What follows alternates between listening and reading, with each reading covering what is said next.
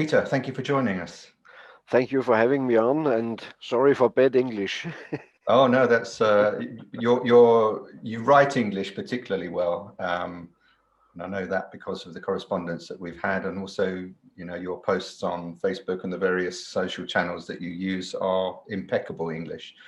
Um, Thank you, thank you. how do you say your name? My name is Peter O. Stecher. Stecher. Okay. Yes, more like a sh, like a you know, Stecher, Stecher. Stecher. Yeah, Stecher. Okay. And the O stands for Otto, Otto. a Oh, very German name. I'm sure there's lots of people around that would actually want to know what the O meant, and It's that's right. kind of an old style name. I think nobody calls his son Otto these days. I think they should, Maybe. and it's nice to know that the O isn't like used in the same way as the Irish use O'Brien or O'Reilly. Yes. But there's some advantage to it because when you put in Google Peter O. Stecher, I'm close to Peter O'Toole. Of course, of course. So my pictures mix up with them with the Peter O'Toole pictures, and so it's not a bad surrounding for for an entertainer. Absolutely right. Absolutely right. Um, Peter, I wanted to sort of tell you kind of how I first kind of became aware of you. I'm a relatively new archer, so I've only been shooting about 6, 7 years, something like that now. And I kind of taught myself how to shoot by watching YouTube. Yeah. And when you sort of start sort of searching around YouTube, certain things pop up, and you popped up quite a bit, and it was videos of your expeditions to, is it Japan or Korea, China, one of these kind of, you were on a TV show in one of these countries, China, in China. China. Yeah. How did that happen? Um, it's a funny story. Um, in Germany, there was a live show. It was one of these Eurovision shows. You could see even before the EU in every country. The last big live show in German television. It was called Wetten das, which means you bet, something like this. And there were difficult stunts. The viewers offer to this show, and one could uh, light the lighter with a big, a kind of building machine and so on. And in fact, it's the opposite. An agency searches people for them to put them in the television show, and it's like they say, you don't know any stunt you could do on television nobody has done before, or do you have any idea or so. And they called me for Wetten das, for this German television show, and said if I would be able to hit a water drop, a falling water drop. And I said, of course it's possible, but you have to train. This is a very special thing, and it's difficult to make it visible to the television watchers, viewers.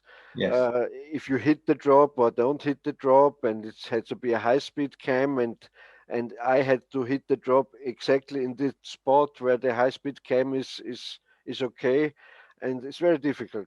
And then we talked about ping pong balls and some stuff like this. Everything was falling down, and as I found out, you're a kind of Howard Hill guy, so you think a lot about moving targets and hitting plates and something like that. And a falling thing is quite difficult to hit Yes. Yes. because it's against your natural move of the bow and the draw arm and so on. And so it's not easy, and you can't train it without a second person because you need somebody who drops the stuff, or you build a complicated machine or something like that. Okay, and so and then the show was cancelled completely. The Great. last live show, the last big live show in German television was gone. I don't know why.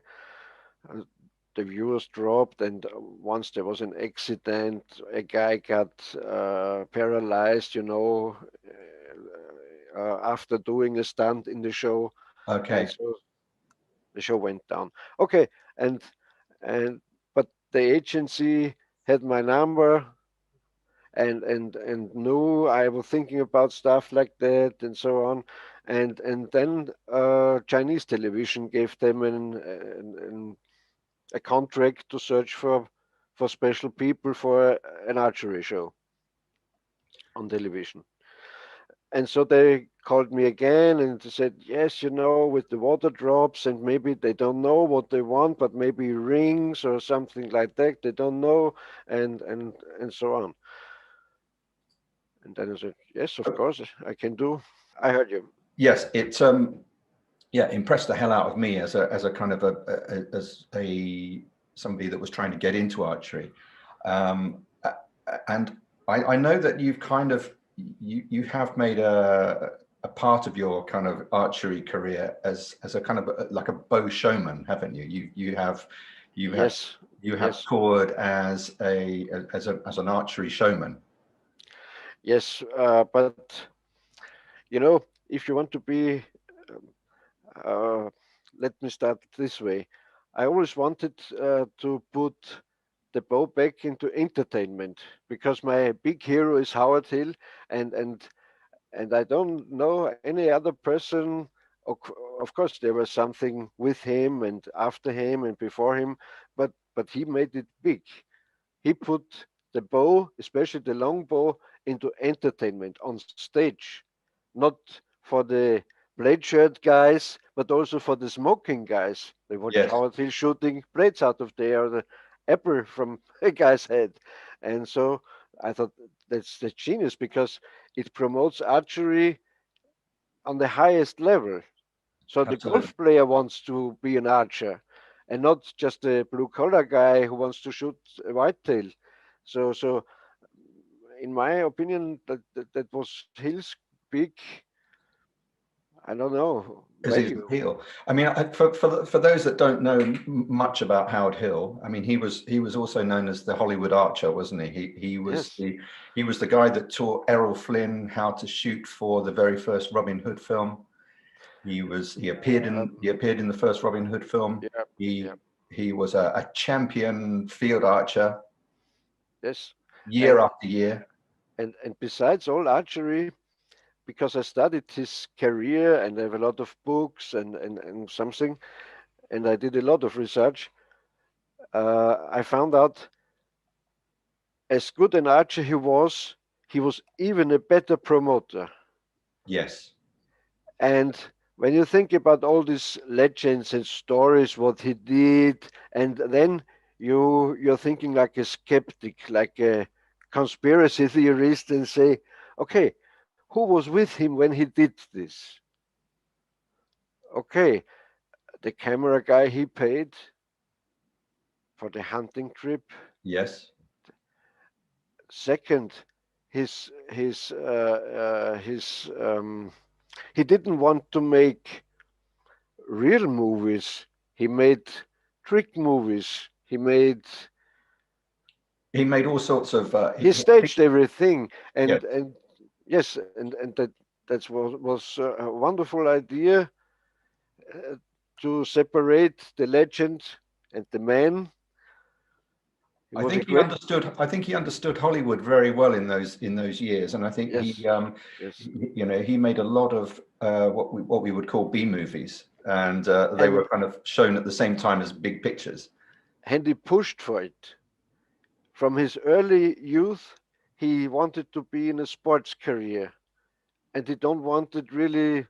I, I'm not a hill apostle or saint or something.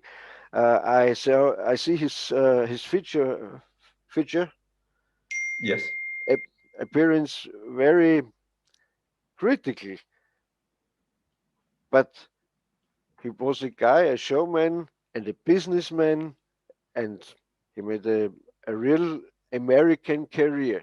Yes. From a poor country boy from Alabama to Hollywood to even we know him Yeah. today. Yeah. A lot of people still making money with his name.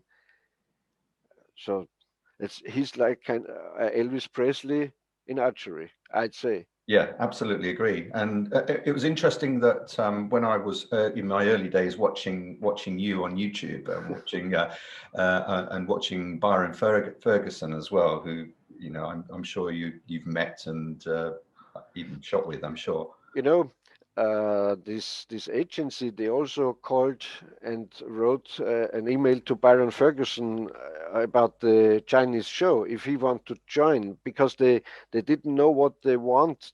They didn't know if a Chinese archer competes with a foreign archer, or and I planted the idea best would be Byron Ferguson and me would duel us in this television show.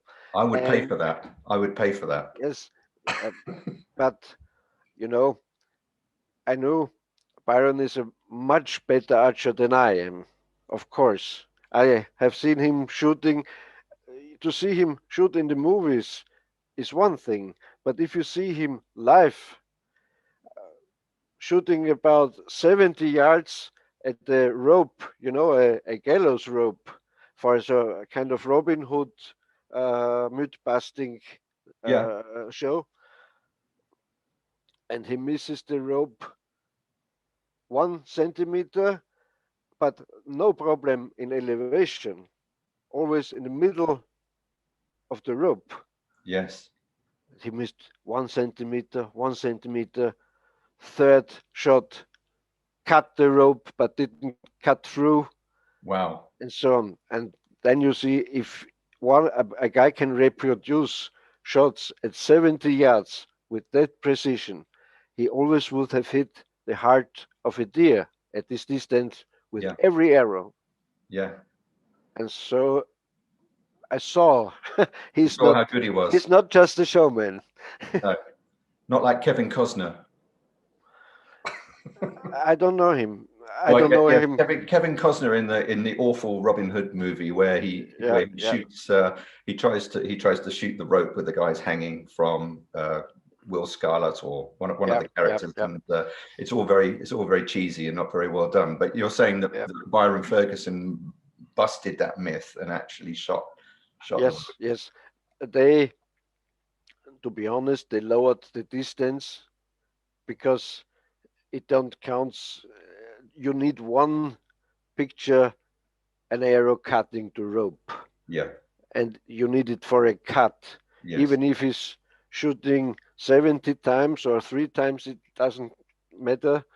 They need this one picture. I think that's fair enough because 70 meters is a hell of a long way.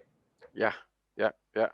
And during filming this show, he went all along the day through different types of arrows, from blunt arrows to broadhead arrows to flu arrows, and field points and two arrows at once. So it was always a different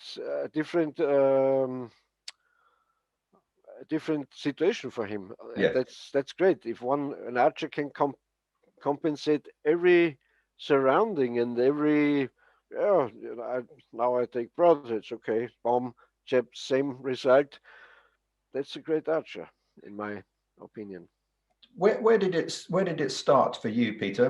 How long have you been shooting, and did you come up through other styles? Did you Yeah, compete? Tell me yeah. about that. I started around the year 1990. I was interested in bows and arrows before as a child because of the Errol Flynn Robin Hood movie, because in my opinion it's the best movie because it displays the Robin Hood story as a fairy tale like it is, and not, oh, they had different kind of buckles, or some, I don't know, the words are wrong, or they had other hair or other beards, and it's not, it's a it's a fairy tale, and that's the thing. It's the myth of the Robin Hood, which is catched best in this kind of movie, in this particular movie for me. Is this the Errol Flynn, the early Errol Flynn movie? Yes, yes, and See, also because of the connection to Howard Hill, and you know, there's a book around written by Buster Wiles, who was Errol Flynn's double, his stuntman, okay. and he wrote a separate biography about his time with Howard Hill and Errol Flynn when they were fishing and doing crazy stuff, and so it's a great connection to Howard Hill. Flynn belongs to the Hill family, so to say. So go back to your beginnings. Yes, because I saw as a child, as a little boy, this movie. So this Robin Hood shot this Errol Flynn. It was great. And but when I was a boy, you could no person you knew no person to ask how a bow works, how you shoot the bow. You watched cowboy and Indian movies and saw them shoot, and uh, there was no YouTube, no internet. In German language, there were about 3 books available on target shooting, or how is it called, system shooting, with the fingers under the arrow and so on. Yeah. But nothing like traditional. I don't like the term traditional, but traditional archery. And so you couldn't ask. There were no clubs. I think in the 50s and 60s there should be the one archery club in Vienna, maybe in the capital city, but not in on countryside or somewhere. And yes, Where are you talking to us from today, Peter? I'm in Lockenhaus. It's in the southeast from Vienna, very close to the Hungarian border.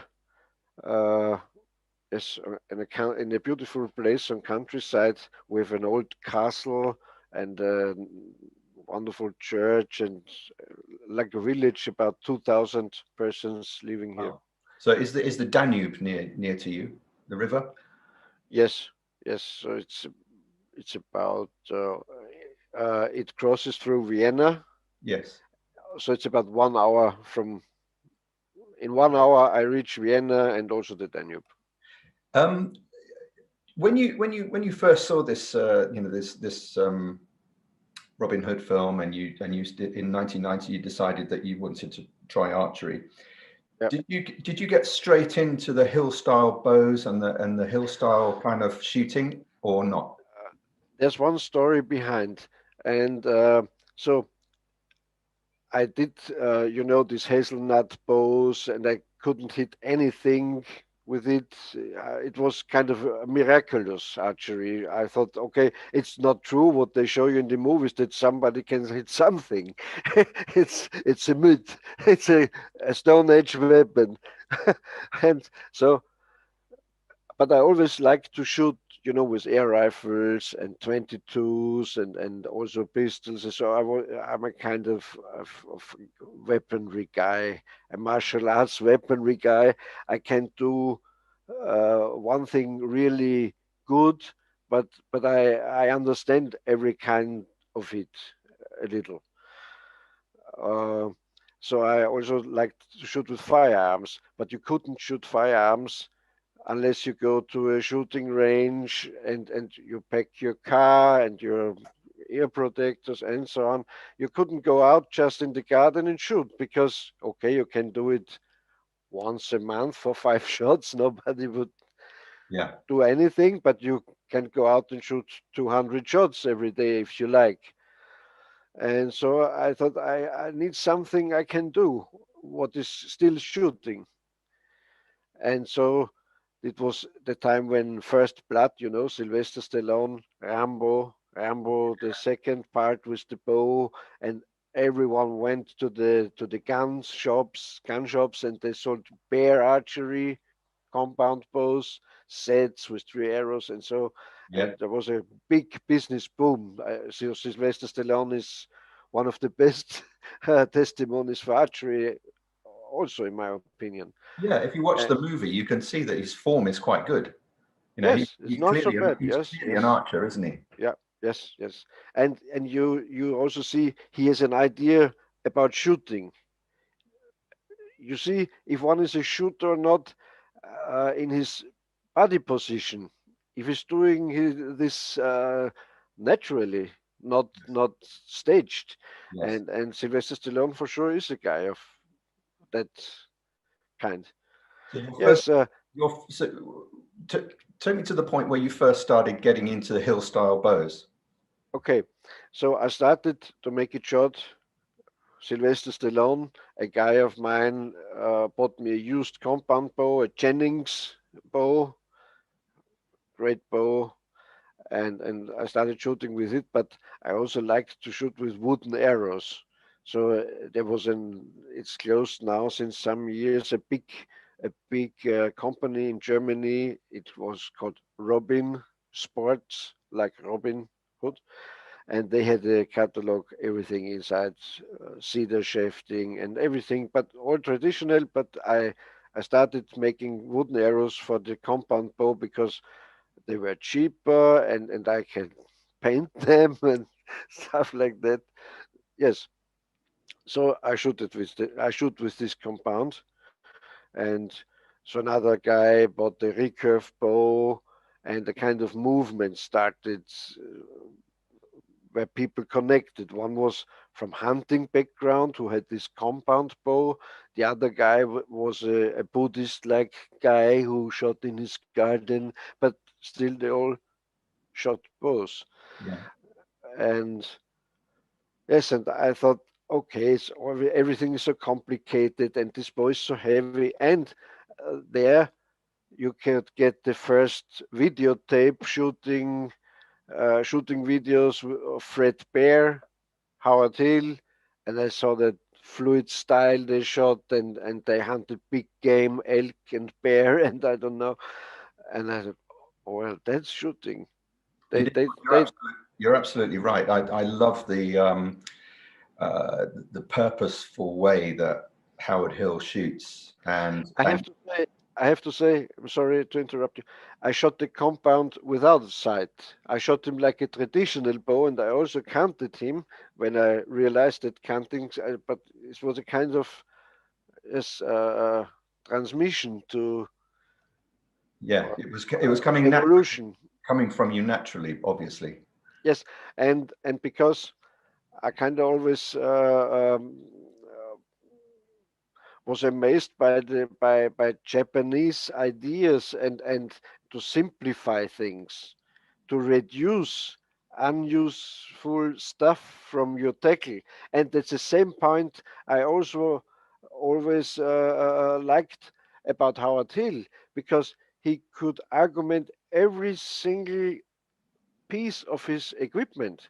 He why do you use this broadhead style? And he said, okay, it's 3-1 because it cut is like that, and I proved it in the field, and I shot thousands of them, and they hit, and they stayed sharp, and blah blah blah. Yeah. Okay, and why do you use this kind of pack weaver? Because in hunting conditions, blah blah. Also, trick shooting for everything I do, this quiver is the best quiver, and there's no best quiver around. And if you use it well, it is the best quiver around. And okay, why are you using this bow, and so on. And for everything, he had a simple and true explanation. Yes, and then I thought, yeah, that the reducement or the reduction of the stuff led, if you think it to the end, to a primitive, to a wooden bow, because I you reduce everything, every modern stuff. And sorry, no, no. I was going to say my personal kind of experience with being introduced to Howard Hill was it was a combination of seeing you shoot on YouTube and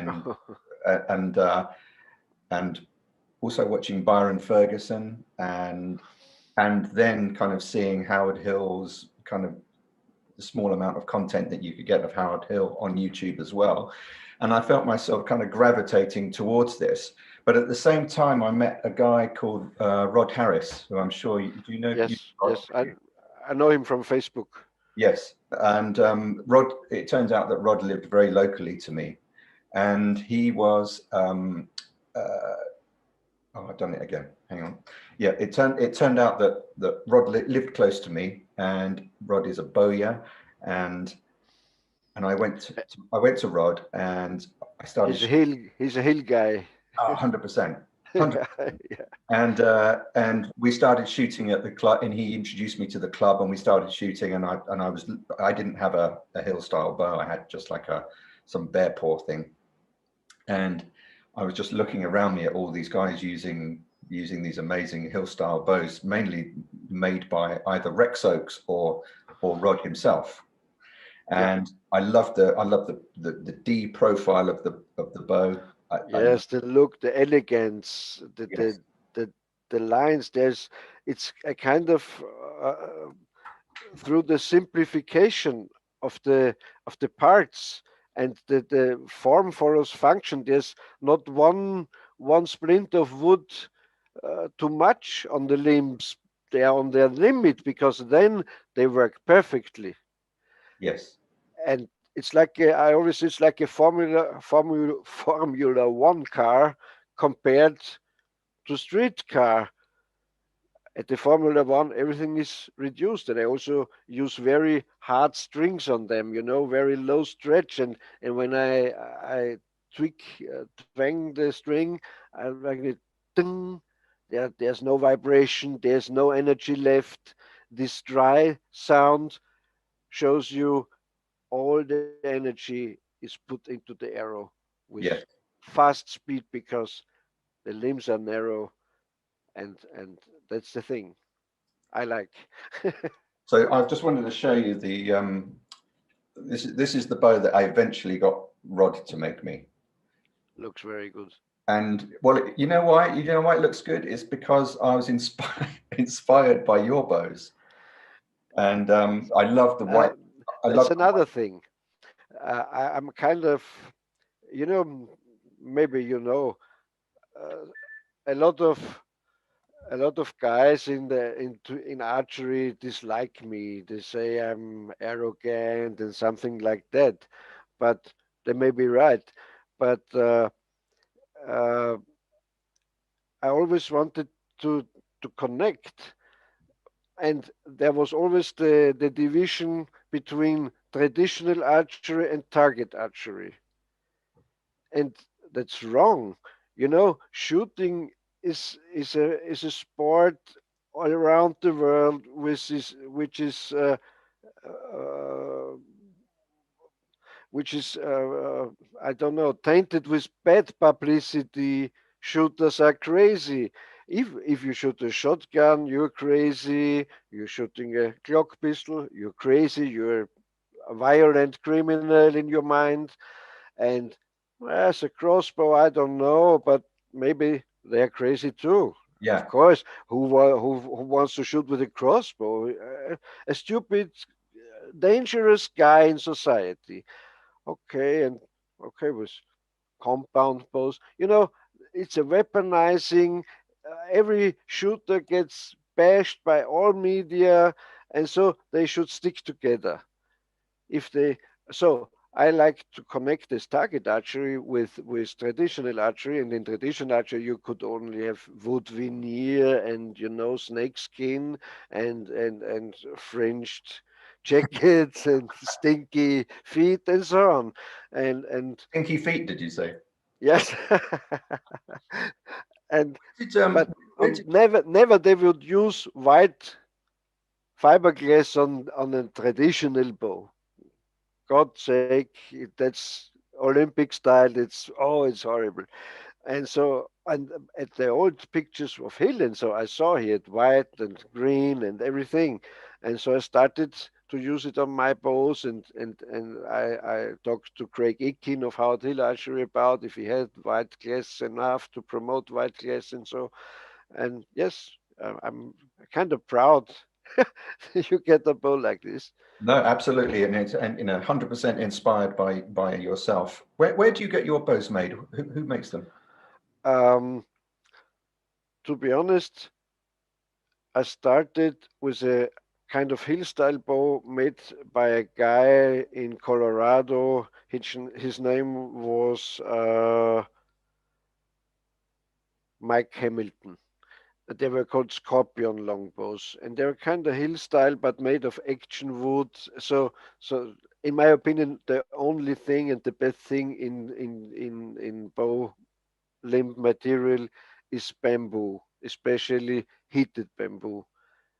In the core, it's the same hill set because he used both of the outer core of the hardest part of the bamboo, and he dried it and heated it and experimented with it like the fly rod guys did, but Yeah. because the fry rod technology was kind of same, they had the same problems. And Is that caramelized bamboo? Is that what we call it, yes, caramelized? Yeah. yes, yes, yes, yes, uh, yes, and so it's light and uh, the fibers go through. At the noods, they are even stronger, and so on. So it's a wonderful material, and it's physically light, so the limb will hit fast. It's Isn't like that? nature's carbon. Yes, yes. If you see in Asia these big building ramps, I don't know the right Scaffolding. term. Yes, they make scaffolding from Scaffolding, yes, yes. over the Far East. Crazy, crazy, and it's a wonderful stuff, bamboo. Yeah. Yeah. Yes. So I then I switched to um, no, I got from an Australian a buddy of mine, a hunter, made a hunting trip to Australia to hunt wild boar. These are kind of half domestic. In Australia, everything is a problem. They put out, and so they to shoot boar and goat and very exotic animals down there. And he went over to hunt wild boar and goat. They have a trophy system for these goats and so on. And they met there with a Howard Hill guy in Australia. His name is Jeff Jellercomb. He was a retired policeman, uh, and he made hill style bows with a lot of back set, and they were, they had a square shape. The limbs had a square shape like this, very edgy, and they brought them back, and they shoot faster than any longbow I've ever seen. We with heavy hunting arrows, we shot through a speed meter, and they were about 200 feet per second. Wow. Other longbows had 150 feet per second. A fast one was 180 feet per second, and these were 200 feet per second. Fast flight string, very dry tone, ding ding. If you touch the string, like in a piano, like this. And what was that? So Did that thump? Was that hard on your wrist? the hard hitting, Yeah, thumpy. What we call thumpy. no, we always that was another philosophy of our archery society back then. We just wanted to shoot the same equipment as you would hunt at least whitetail deer.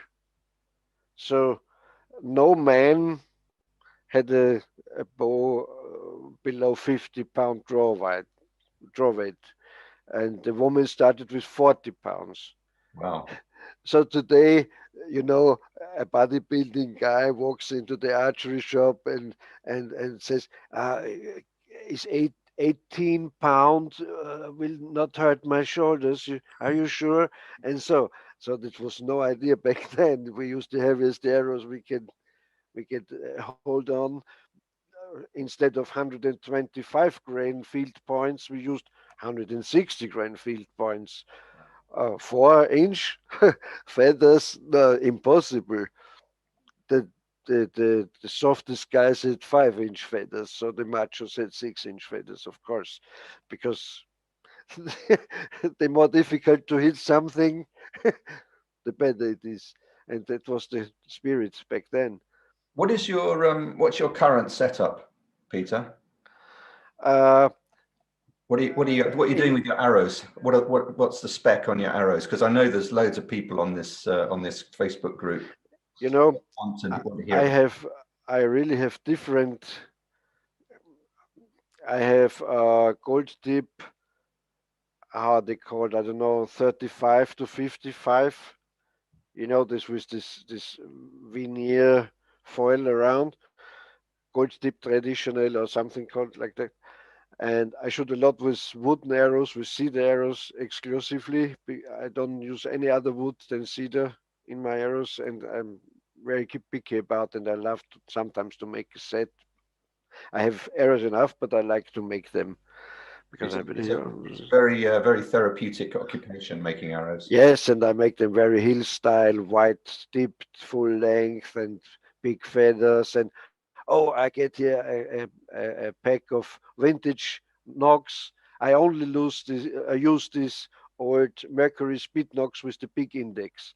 Yes, And if you do really a little of trick shooting, these are the best because this is the biggest index. You always have the the thumb at the right position at the arrow nock, and the arrow nock comes down from the quiver in the right position to set it on the bowstring.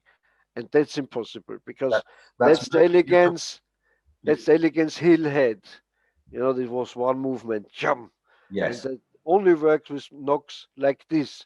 And so, oh, I have 100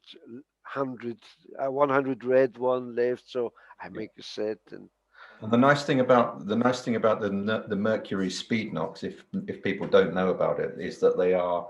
Hang on, let me just put myself on the screen so people can see me. yes, they fade out. They fade out to the shaft. And Yes, if you have the right size of them, they are a natural extension, like streamlined.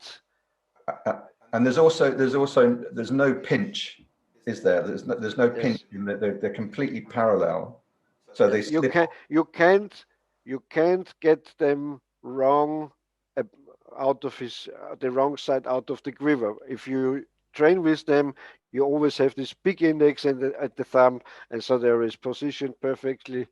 And the critical point in fast shooting is the knocking, Yes, not the drawing, not the shooting. The knocking is the very critical part if you like to shoot for speed. yes. They're very hard to get. Mercury knocks are very hard to get now. But I should say that if you are interested, if anyone's interested in Mercury knocks, then they should get in touch with Rod Harris again, because Yeah, Rod has got yeah, yeah. a good I supply. think I think he does a good promotion on Facebook. He's very present. He's known all around. I think he's doing well. No, He's yeah, and a great shooter as well. I mean, he taught me an awful lot. yes, yes, Um, and yes, and really passionate. He's passionate for this hill stuff. I see it, and you see, even in the craziest, sorry for these surroundings. Yes, in London area, there's a Howard Hill fan club. How crazy is this? You know, and it's the same in Germany, or around the world. It's crazy, and can yeah, I talk to you? Is it Wendy? Can I talk to you about Wendy? yeah, of course. And just because, again, just explain to people who Wendy is. And as far as I know, she was part of your show, wasn't she? uh, yes, but I'm always to guys like you are because you want to learn about hill and showmanship. I talk the truth. Uh, every every engagement, whenever one paid me to get to an event, I made the perfect pictures. I said I don't have to move to any event if I don't have one movie guy with me, one photographer with me, because you never you can't take it by luck. Hey, come on, take my smartphone, make a picture. You can't have that risk if you invest some money. If you train for this thing, you can't drive home and have three wobbly pictures of this event. So you're saying that when you were booked in, one of your conditions was that you wanted to make sure that whoever was booking you had a video recording and a professional photographer to take Yes, images of the show that you were yes. that you were performing. And if they don't guarantee that, if you checked out during the conversation, or that won't work, if the aunt of the friend of the, will make some pictures, and oh yes, he made one movie from a wedding, he's a great filmer. So okay, I take my camera guy with me, and I take my photographer with me, and I paid them, and so I made good pictures. And one day, and I know you need for good pictures good Glamour. colors You and need glamour. glamour. Yes, yes, because what I told you first, my idea is to take archery back to the Thai guys, not to the blue colors where it's already is. Yes. So the guys on the basement, not on the basement, on the base of the archery pyramid, they will they will get more money from the politics and from the communities, communes and states and so on. If you raise the the glamour, the glory of archery, if in television the mayor in the little village can't say, "What archery? I never heard about archery. What what's that? What's that shit?" So But what you're saying is that you would you attempted to kind of raise the profile of show archery yes, yes, um, by making and sure that the quality was high and that you were taking along this lovely lady yeah, with and you. in doing this, accidentally, I also raised my image. Of course, Of if you course. put you in the best available environment with the best available photographers and movie guy, you must be a better archer than any other one. Of course, and Yeah, that's how it works. And I promotion. I saw it, like how Hill did it, and I studied other famous people, and I thought, how did he get there? Okay, let's have a look on the legends, how he get there. And I found out every artist, every writer, they don't tell you that they worked hard 10 hours a day to write one line 27 years long. No, they tell you in the television show, oh, I woke up at 3 in the morning and then it flowed out of me. I wrote this book, 700 pages. It was a gift. And I want to work against this idea. And I like to tell the truth about show business. And it's no shame. It's not, nobody's to blame for it. But if you are into, the people say, okay, he's just a poser, and okay, and yes, but it's especially like that in Germany and Austria, not in the United States. How do you what's it like shooting in Austria? Because one of my dreams, when all this lockdown crap finished, Um, one of my I've, dreams is to shoot in Austria. Where should we go? you know, the last some years I don't did a lot of 3D shooting. Uh, in fact, I'm a kind of lazy archer.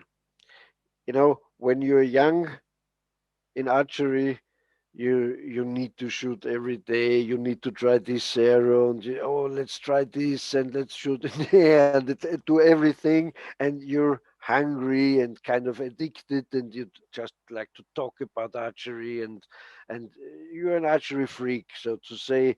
Like you, if you fall in love with your new beautiful young lady, for the 3 months, for 3 years, you were just crazy and Yeah, everything. that's called the honeymoon period. So Yes, you're having yes, the archery yes, yes. honeymoon.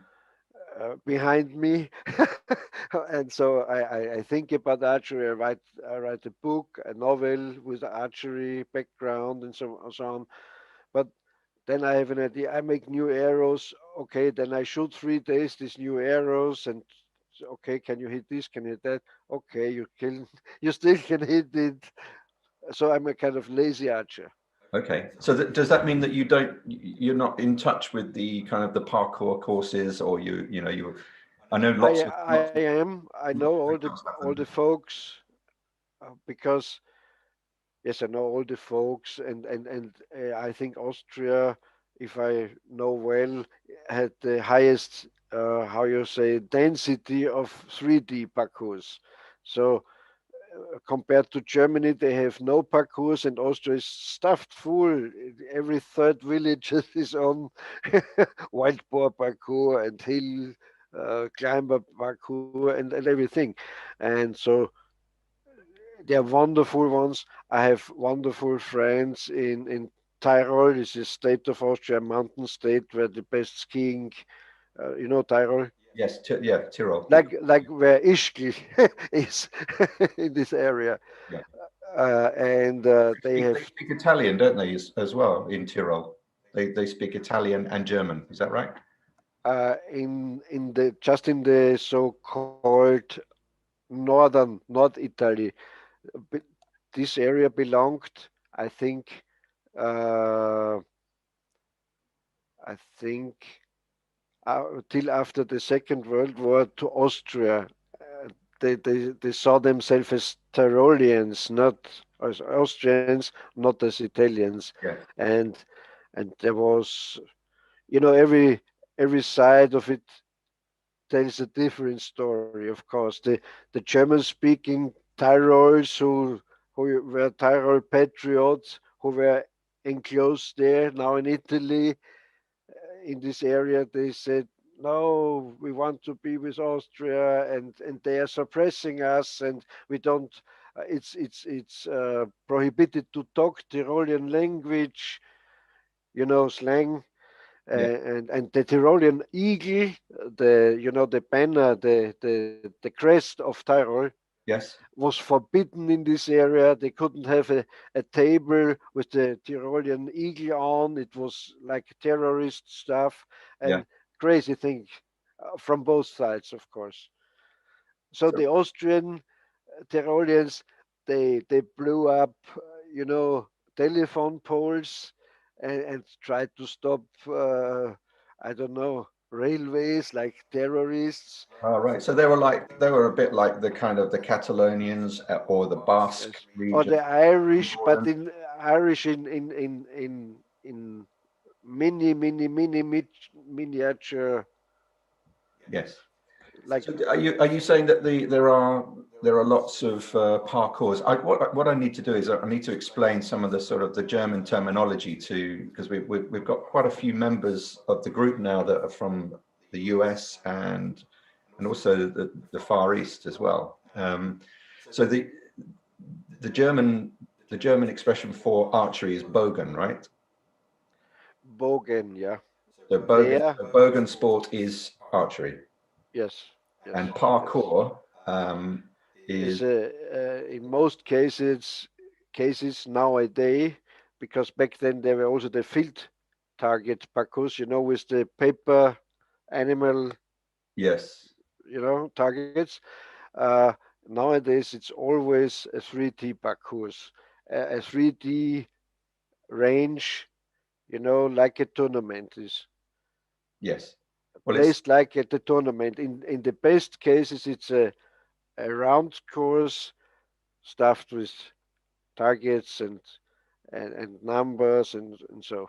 fantastic. Well, Yeah, it's definitely something that I'm going to do this year, not next year, this year. I'm going to do it, um, and uh, it's very this this likely to be Austria.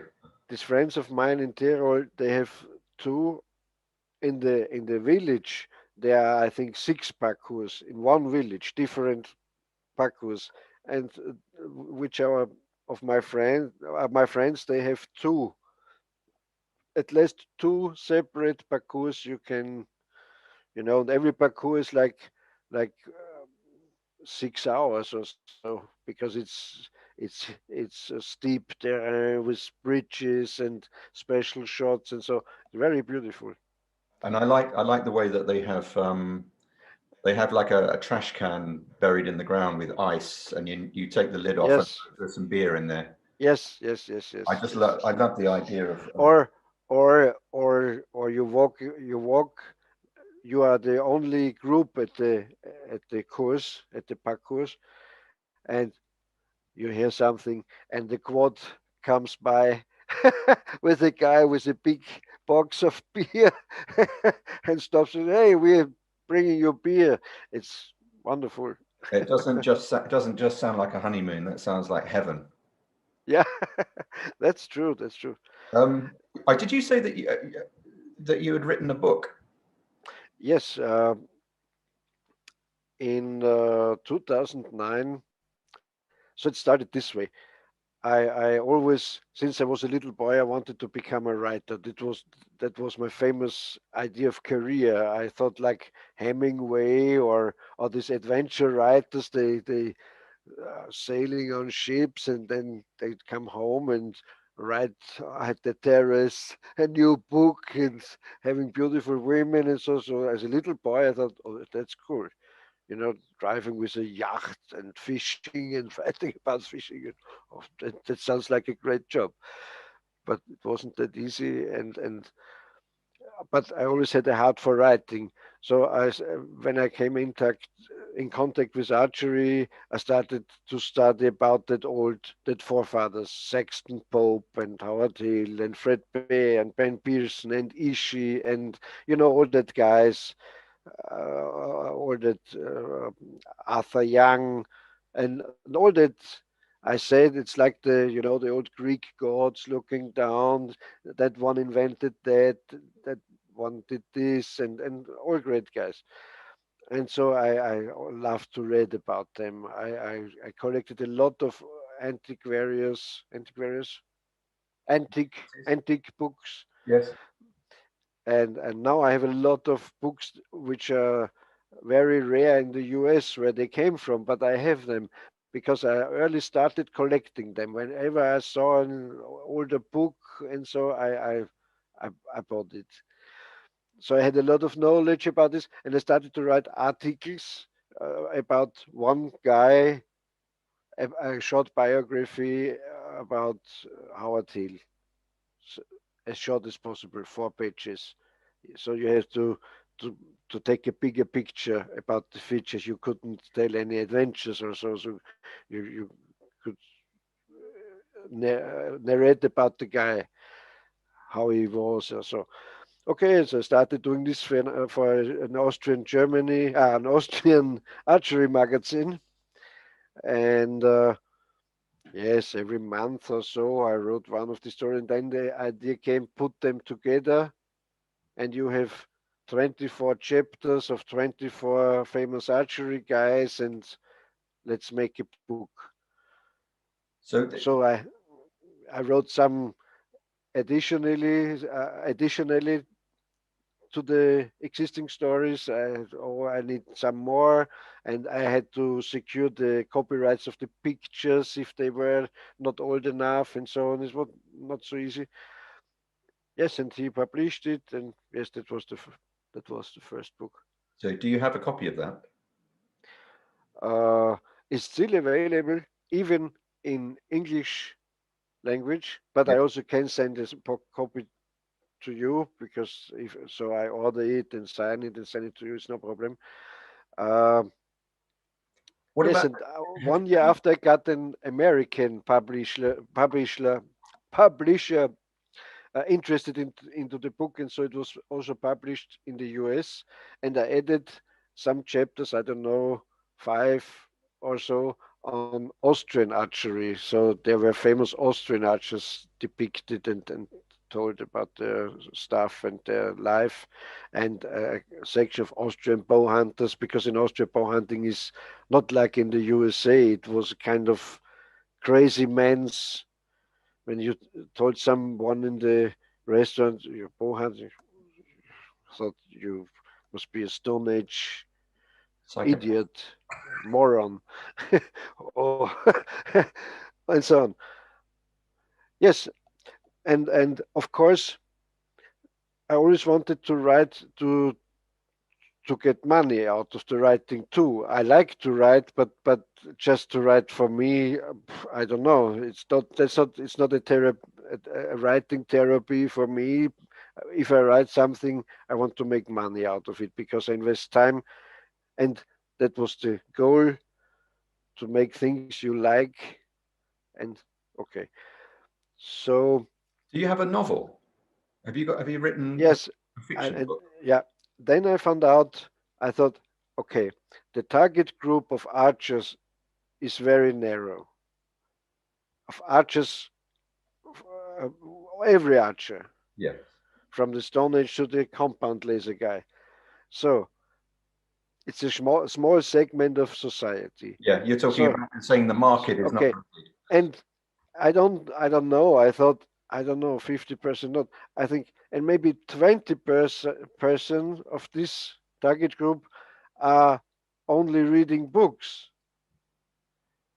and most of them are reading how to shoot a bow and how to stitch a quiver and how to dress medieval and how to be like an Indian and how not to shave your face and things like that. And so I thought, no, I need another segment. I need another genre. I need to write a crime novel, a thriller, something like this, like a book everybody can read. That And this is called what? it's called Bowman, and translated it's bloody horn, because the background is the worldwide poaching of rhinoceros, you know, elephants because of their tuskers, tigers in India, in China. All this poaching is based on superstition, Yeah. because this stuff, this rhino horn and this tiger claws and this, bear stuff, ugly thing stuff, uh, it's all based in traditional Chinese medicine. And they're mixing crazy things together, dog's ears and like a witch doctor would Right. do. Yes. And it's witch doctoring. And so I said, in fact, this is the market for this stuff. And because of they are so crazy with their medicine, in Kenya, some poacher kills a rhinoceros in a park, and the market is there. And I don't know how it is in England, in Austria.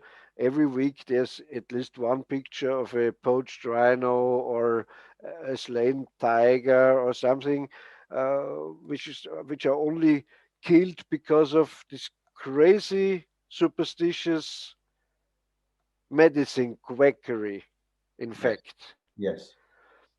And the WHO uh, endorses traditional Chinese medicine. And so I thought, I don't want to talk on about this, but I thought, that's crazy.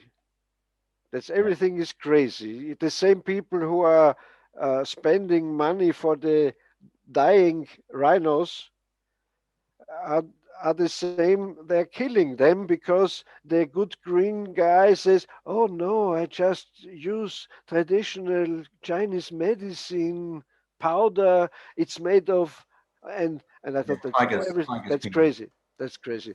And so this, Are you saying that without giving too much away of the story of the book? Are you saying that this is the setting that the story takes place, and this, I'm hoping that your main character is the good guy? yes, of course. And the most difficult thing was because on economic ideas, I was sure it don't you can't write one book and sit down and say, where's the yacht? That's not possible. Where's the ship? No, you have to write one book after another, and you have to be a busy guy. I'm not, but busy enough to make one book a year. Best would be three a year. If you just think about Amazon and all the promotion stuff's going on every in true time and so on. So the biggest problem with an archery figure, a character, an archery character, was to put an archer in a kind of crime setting, which which which you can work out as a serial, because there can be one homicide in the neighborhood, and because the policeman don't know a lot about archery, he knocks at the archer's door and says, "Hey man, help me to solve this crime mystery." Because you're an archer and the victim is hit by an arrow, so you know more about it than me, the policeman. That was the only story I could imagine. And you can just do it one time. You can't make a serial with the archer always being called to police to help identify arrow victims, because that just don't happens, even not in Amazonia, or never, no, nowhere at Earth on Earth. So the idea was, okay, I have to put this archery into his special power, like a superpower, like a kind of superhero. The bowman also implies like Batman, bowman, Superman. Everyone is a bowman, but bowman still sounds like a superhero. Yeah. And my idea was like this, like a pulp fiction of bowmen fighting against poachers worldwide, like mafia, like structures with big, puppeteers and so on. And I like to write this, but I couldn't create a character like Green Arrow walking through the city at night with the bow in his hand. It's also Yeah. too too superhero. That Yeah. was Yeah. that was not an option. And so, yes, I came to the idea that this is his profession, and a kind like me, he likes martial arts and so on. And you only can seriously and honestly write about things you know. Exactly. What's the name of this our hero? What's his name? His name is Thomas Dorn. Doran. Oh, Yes, which means thorn in English, like the thorn. got you. And Is this been published yet, or is it? yes, the first one is published. I published it on Amazon, which I have to say it's a wonderful thing, because a lot of people talking bad about Amazon, which of course they are bad dark spots, I'm sure, but they forget Amazon is connected also uh, out of a lot of little shop owners and little writers. He writes one book and this his market. So whenever you say, "Oh, Amazon this and that," okay, but I don't know if you make a campaign on Facebook, say Amazon is bad, avoid it, don't buy at Amazon. Okay, you're sawing on me, because my book is on Amazon. So you have to see this all at a wider angle. It's not so simple. Yeah, it's an interesting thing, isn't it? The concept of a level playing field for publishing. Yeah, In the same yeah, way yeah, that, like yeah, you say, you could be a big corporation selling your products on. yeah. I don't know. Say you make. And maybe I don't know. It's interesting, but I'm with the bows. I like to reduce to the most plain level, th- just what is necessary. I can tell you, uh, also there, to keep it simple, the playing field is never level. You You always to have to go in your direction. You can't lay back and and I remember the days when everyone could say, "Oh, if I would write the book and it would be a bestseller." And so today you can say, just do it. Yeah, absolutely. It costs nothing. Do No, it. yeah. And And everyone has a book in their head, don't they? I mean, this is a like a cliche. a good story, yes. And my Everyone, life is so important. I have to tell how I had cancer and how my hemorrhage, my I don't know. It's a kind of self-therapy, and they think it's thought to publish it. But if you write just for yourself, I like to entertain my reader. I like to give him a good story, and I don't know. I Peter, I just want.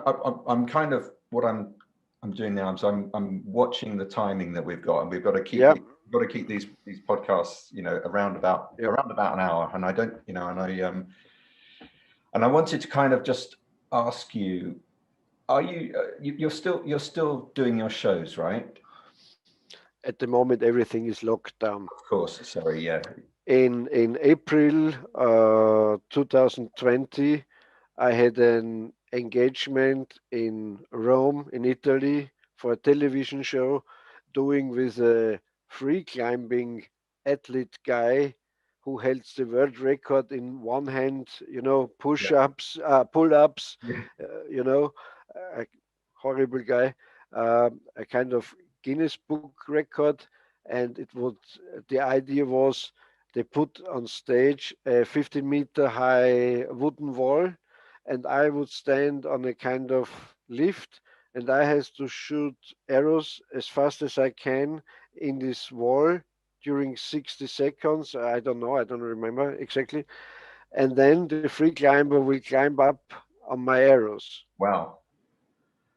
And that was, not cancelled, but okay Yeah. at Then the moment. COVID Yes, yes, happened. yes. So, Yeah. so Yeah. this would have been a nice show.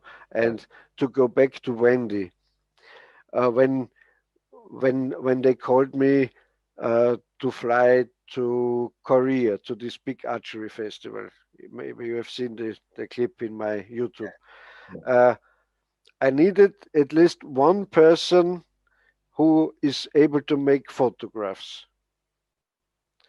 So Wendy is a professional model, so she knows a lot about photographing also in of her on her own Yeah. because she was in front of the camera. She knows something about it, and she is very beautiful.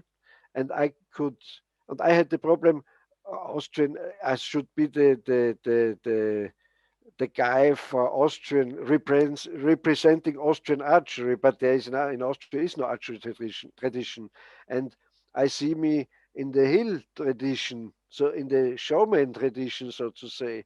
Started with Odysseus and Robin Hood came and then Howard Hill and so on, and Byron Ferguson, and so that's my kind of idea, my fantasy idea, and so I had nothing Austrian traditional on me. When we were offset, I took on, such a Trachten jacket, a typical Austrian Yes. like uniform Yes. jacket to be Austrian. Yes. And I had two different with me, and there's okay. So and I had the idea, okay, and Wendy can wear everything, a really traditional, typical Austrian dress, like what he did every day. She had another Dirndl is the Yes. Austrian word for this kind of cloth, Yes. and she was in focus of everybody. Of course, this blonde hair, they came to, oh, let me touch your hair. There were people they have never seen blonde hair before, I guess. I Yeah. don't know. So I was always in focus. In fact, Wendy was in focus, but I was with her. Very clever. That's very Yes, clever. So yes, So what we have, we've got a situation these days. So last year was a write-off, really. The pandemic has kind of took yeah, away competitions. It took away socializing. It took away hospitality and shows, and it's and I think there's an awful lot of archers and people who are into archery out there right now, just looking into this year thinking, I can't wait to get Yes, out there. and I see your garden. I also have a garden, so we are very lucky guys. Yes, But imagine you be in the center, where somewhere in the city, yes, and you can't go out, and there are three children, and the mom is making home office. I, I'm very depressive about this all, and not because of the craziness. Really, I know we shouldn't talk about this on YouTube, but it's crazy. yes. It's crazy. Yeah, no, absolutely. I mean, yeah, I mean, we have to be careful not to let our But arch bleed off into. our politicians in Austria and in Germany definitely compares this to World War II. Wow, wow. Life in television, it's the worst crisis since World War II, since 1945 Hmm. or 33 or like that. It's crazy. It is. It is. I sense where you're coming from on this, and I think I kind of know what your thoughts are, and I feel the same way. So, but let's keep it out of the archery world, Yeah. and then just kind of, I just wanted to really just say thank you for talking with us today. Thank you for your I, time. Thank I you. thank you for having me, and if you're interested, we every time we could pick up kind of a theme. We can say, let's talk about hill style quiver or hill style arrows, or what are the advantages or so. If you like to make more podcasts, I'm very open to do this. Well, that sounds like a really good idea because that's definitely where my enthusiasms lie, and I think that. It would be nice. I'm definitely coming to Austria, and I'm probably going to be with a friend or two. We're going to That's come really, and shoot, and it would be great to look you up and of maybe course, maybe interview you face to face, and maybe of get course. some tips and some lessons from you. Yeah, And I think for this particular Facebook group, I think it's going to be interesting for people to see the man Peter O. Stecher, and and I chance like. to listen to you and talk to you. I like talking to you, and I appreciate you invited me. And so I hope you don't stay locked for a long time. Oh yeah, it's got to come to an end soon. It's got to come to an I end. think so. I Oh think so. yeah, but yeah, when it does, And I think one of the good things is you can't do this twice. no, I think that that's only working one time, like now. yes, absolutely, yeah. I mean, I think from that perspective, it's a very interesting time of our lives. I think Yeah, that yeah, yeah, hopefully it will never happen like this again. It can't, and but the great thing about it is that everybody I know that's into archery is they just can't wait to get back out there, and when they do, it's going to be great fun. The competitions are going to be starting again. It's going to be a great spirit, and people are going to get to travel again and see their friends and yeah, experience yeah, archery yeah, in other countries. yeah. So I'm kind of looking forward to that. And again, thank you so much, Peter. And it was a joy to talk to you. And we'll The see you. pleasure was on my side. No, and we'll definitely do we'll do those kind of breakdowns of equipment and talk to you about how you feel and how you. Okay. Okay, then goodbye, Ian. It was a nice talk. Thank you, Peter, and we'll see you soon. Okay, see you soon. Okay. Thank you for watching the 4th episode of the Bows and Arrows video podcast.